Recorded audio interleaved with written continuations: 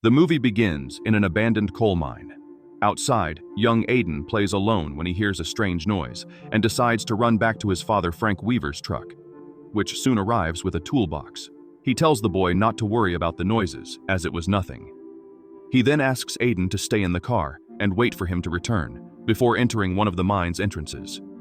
Inside the mine, Frank and his colleague have a laboratory where they produce illicit things. While they talk, they hear strange guttural sounds coming from the mine's tunnels. They try to escape the location, but are brutally attacked by a creature that seems to have sharp claws and antlers on its head. The film then jumps 3 weeks ahead, and we start following teacher Julia Meadows. She seems to be struggling with her thoughts in the school's bathroom. She then returns to the classroom, where she talks with her students about how people pass on their knowledge and culture through storytelling. As class is dismissed, young Lucas is bullied by other classmates who put a painted face doll in his face and make obscene gestures at him. He walks home alone and downcast. During the walk, the boy spots a small skunk and kills it with a rock, taking it home. Upon arriving, Lucas stops in front of a reinforced door with 2 locks, confirming that it is quiet on the other side before entering. Julia is at a convenience store when she seems quite tempted to see some bottles of alcohol on the shelf. However, she holds back and returns home. At home, Julia hears on the radio a program announcing a local government plan to reopen some coal mines. She approaches the old piano in her living room and remembers the abuse she suffered as a child. Her brother Paul, the local sheriff, shows up, and they talk about her day at school, with Julia revealing that things aren't going as she imagined. Paul notices that she is looking at the piano and asks if Julia wants him to remove it from there. She simply declines, and then Paul leaves. Julia then removes some pictures of her father from the wall and also exits.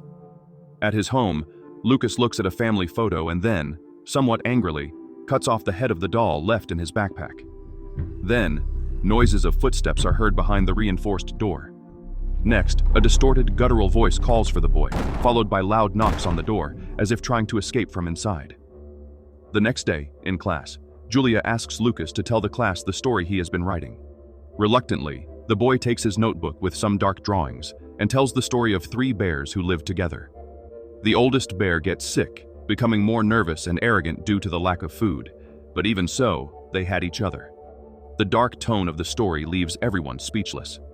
As they leave, one of the bullies notices that someone has put dog feces in his backpack, and upon realizing that Lucas is watching from afar, he decides to attack him, trying to force Lucas's face into the feces. Lucas is taken to the infirmary due to injuries caused by the bully. Julia follows the examination and, worried about the boy's situation, accesses his file to get his home number. She then tries to get in touch, but at the house, only the black eyes of someone behind the lock on the reinforced door are seen. As she leaves school, Julia spots Lucas walking alone, as always, and decides to follow him. He stops in front of an ice cream shop and sadly watches through the glass as people eat. Then, Julia invites him to come in. Gradually, she earns the boy's trust to learn more about his life. She asks questions about Lucas's family, and he slowly reveals that his mother has passed away and that his brother has not been going to school to take care of their father. When asked what his father does for a living, Lucas says he needs to leave and asks not to be followed again. Lucas sees birds circling something and, as he approaches, finds a dead animal on the path and takes it home to feed his family. Meanwhile, Julia decides to go to Lucas's house. She observes the place, which seems neglected for some time. She then knocks on the front door, but notices that it is open. Julia looks inside the house, but upon hearing growls and bangs from something fierce, she decides to get in her car and leave the location. At home, Julia gathers some pieces of one of Lucas's torn drawings, where he depicts a scared man trapped inside a beast. Paul suddenly arrives and scares Julia. He then asks what that drawing was and criticizes Julia's work, showing some regret toward her. Julia then apologizes for leaving home and leaving Paul behind when they were younger. She says she has spent her whole life trying to deal with that fact, and Paul replies that he spent his life waiting for his sister to return before leaving. Meanwhile, Lucas cuts some pieces from the animal he collected earlier, places them on a tray, and takes them upstairs. He uses a flashlight due to the darkness of the room and places the tray on the floor. Seconds later, Frank rushes toward the food in an animalistic manner, looking dirty and disheveled. He then yells for the boy to leave the place and retreats into the darkness again. Shortly after, his brother appears in a gentler and calmer manner, but very dirty and neglected like his father. Young Aiden eats while Frank grunts again, causing Lucas to run from the place. The young boy then repairs one of the locks and locks the door again. Julia plays her piano at home when she starts to remember the abuse caused by her father, which makes her quite anxious. Paul suddenly appears and unintentionally scares Julia, bringing her back to reality. He says he wants to talk to smooth things over. She asks Paul about Frank, who says he has incriminated him a few times. Julia explains that the drawing belongs to his son, and Paul says that Frank is a user of illicit substances. Julia recounts her experience during her visit to Frank's house, and Paul reprimands her attitude. Back at Lucas's house, he makes another one of his drawings, and hears Aiden calling him, saying he is hungry. Lucas simply puts on his headphones and hugs a doll that he uses to meet his family's lack of affection. The next morning, Lucas prepares a small trap to catch an animal when he realizes that someone is nearby. Close by, a hunter looks horrified at a human corpse that appears to have been burned. Soon the hunter leaves, and Lucas does too. At school, Julia rummages through Lucas's desk, searching for more information about the boy. She finds books on animal traps, a book titled Dangerous Spirits, and his drawing notebook. Julia shows the notebook to Principal Ellen, asking her to do something to help. The principal says that as soon as she can, she will go after Frank. Later, Julia finds Paul on the street talking to the hunter who reported the body found, which was half in the forest and the other half found in the mine. At home, Lucas goes upstairs to talk with his brother. They chat while their father agonizes in the background. He offers some candies to Aiden, who, after eating a bit, starts to cough and spit blood from his eyes and mouth. Frank seems disturbed by the situation, emitting a warm light from inside his chest, causing Lucas to withdraw from the location. Paul brings the cadaver found earlier, which belonged to Frank's partner, to the lab. The coroner examines the mutilations and states that they couldn't have been made by an animal, but probably by a human, which makes Paul very worried about the situation. The principal goes to Frank's house to try to contact him, but it seems there's no one home. At school, while Julia shows a movie to the whole class, Lucas carves something like a deer head into a piece of wood. Back at Frank's house, Ellen begins to smell a very strong odor as she enters the place. She keeps calling for someone until she hears Aiden crying and decides to go in to see what is happening. She finds him dirty and with blood marks and tries to help the boy. However, Frank attacks her from behind, knocking Ellen to the ground. She tries to escape, but Frank starts to devour her slowly, killing her. He then begins a kind of transformation, with something like horns growing and tearing his mouth. The police arrive at the entrance to the mine to investigate the area. Inside, they find several bags of drugs hanging and horns resembling those of a deer. However, the hunter says he has never seen horns like that. Paul receives a call about a missing person and leaves the area immediately with the others. Lucas walks along the train tracks toward home and ends up being intercepted by the school bully, who tries to pick a fight with him. Lucas tries to get away from him when suddenly, a humanoid monster with horns on its head appears and attacks the bully. Lucas then escapes and returns home. He sees Ellen's car and, upon entering the house, notices a trail of blood on the hallway leading to a broken window. Lucas then tries to hide all traces, covering Ellen's car and cleaning the blood from the floor. Paul asks Julia about Ellen, and she says she saw her the day before. Paul explains that Ellen's husband reported her missing, and Julia remembers asking her to talk to Frank about the situation and Lucas.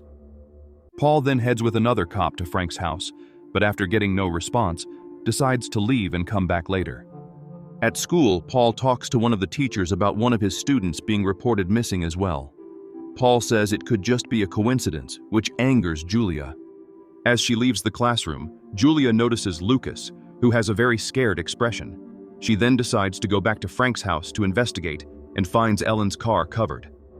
The police then find Ellen's body in the attic of the house, with her skin and flesh eaten. They also find a carcass of a body that seems to have been carbonized from the inside, opened like a sort of cocoon. Lucas arrives at the house, but Julia stops him from entering, taking him to the hospital for evaluation and medical follow-up. The doctor says he may have some mental disturbance and shows signs of abuse. When asked about Lucas's future, Julia says she will adopt him since he has no one. While waiting at the hospital, Lucas recalls everything he has been going through since his father returned from the mine. In a flashback, it is shown that Frank was already starting to transform little by little, doing everything he could to keep his children safe. He installs the locks on the door leading to the attic and asks them to lock him in there and not open it, no matter what he does. A few days later, Aiden also begins to fall ill, and Frank, already quite different physically, pulls him into the room. Paul and Julia visit the hunter to ask about the things found regarding the disappearance cases at the mine. They show him the bags of medicine and Lucas's drawings. He then fetches a book and begins to explain that what is in the mine would be a monster referenced in indigenous legends as wendigo, a demonic creature that devours human flesh. He says it is a spirit that is always hungry and wanders in search of new victims. According to the hunter, the only way to eliminate the monster is to make its heart stop while it is weakened and hungry. But he says it is a spirit that does not die. It only seeks a new host. Paul receives a call about a body found on the train tracks. The body in question is that of Clint, the bully who was attacked earlier. Like the others, he was devoured and torn in half, which left everyone scared. Paul struggles to believe that something supernatural is happening, which irritates Julia. She then asks him to take her to the hospital, where she looks for Lucas and takes him home. One of the police officers arrives at Paul's house, who says he is finishing a meeting with the mayor and tells him to check around the house. Julia talks to Lucas about his family and his father's death. She also tells Lucas that Frank is dead, but the boy responds that that was his old dad who was sick, but that he is now with Aiden and needs his help, as he will feed him and he will be happy again. He shows Julia the drawings of the creature and says that it will come to get him and take him to stay in the mine with his brother. The officer on guard outside begins to hear some noises coming from the barn and notifies Paul via radio, who then grabs the car and speeds home. Meanwhile, Julia tries to protect Lucas at home, and the officer goes to investigate the barn. He finds something moving inside a box. As he approaches, he sees that it is Aiden and notifies Paul via radio. But suddenly, the officer is attacked by the monster, which violently pierces his back, killing him instantly. Paul arrives at the scene and cautiously approaches. Julia watches her brother's arrival with concern, and Lucas takes advantage of her distraction to escape. Paul approaches the barn and sees his colleague dead on the floor. Just like what happened to his colleague, upon seeing Aiden, Paul is attacked by the creature, which throws him across the barn with great force, and then retreats. He tries to recover from the impact suffered, but soon hears the wendigo approaching again, which attacks him, breaking through the barn wall and piercing his arm. Paul tries to fight the creature, landing a few blows with a tool he managed to reach, but it does not have much effect. The creature then attacks him with more strength, leaving him unconscious and fleeing again. Julia approaches the barn to check on her brother. She helps him with his wounds and says that the monster took Lucas to the mines and that she is going after them. The two then head to the mines, and upon arriving at the location, Julia requests an ambulance for her brother and proceeds into the mine with a flashlight and Paul's weapon. She cautiously enters the mine, calling for Lucas. She continues walking through the dark tunnel, sensing a terrible smell. Further ahead, she finds the children, and Lucas tells her to go back, but, looking to the side, Julia sees the enormous creature devouring a bear. The creature's face still has Frank's skin hanging like a mask. Julia is startled and fires a few shots at the monster attacking her, knocking her to the ground. She recovers the weapon and shoots without knowing exactly where the creature is. The monster appears behind her and knocks her down again. Julia then lights a flare she finds on the ground, slightly stunning the monster. She then grabs a metal bar and strikes the wendigo's chest several times. She manages to impale the iron bar into its chest, but the creature removes it and stumbles towards Julia. However, Lucas strikes a knife into the monster's back, knocking it down unconscious on the floor. Julia then takes the knife and stabs the wendigo's chest until she reaches its heart. She removes the creature's heart from its chest, but with the heat it emanates, she burns herself and drops it on the floor. They hear Aiden screaming in a horrifying manner and see that he is starting his transformation, just like his father. Julia grabs the knife and heads toward Aiden to stop the transformation.